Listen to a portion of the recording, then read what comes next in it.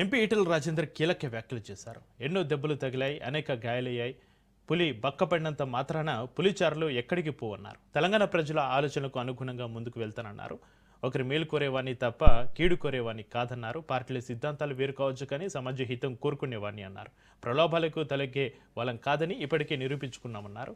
ఇక ఉన్నంతకాలం ప్రజల పక్షాన, ధర్మం న్యాయం పక్షాన ఉంటామని హామీ ఇస్తున్నానన్నారు ఎంపీ ఈటెల రాజేందర్.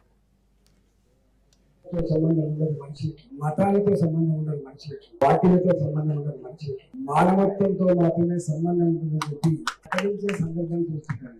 ఇప్పటిదాకా మైనార్టీ వచ్చి వాళ్ళు మ్యారేజ్ జిల్లా వాళ్ళకి అందులో మర్చిపోయి నాయకుడికి డిగ్నిటీ ఉండాలి.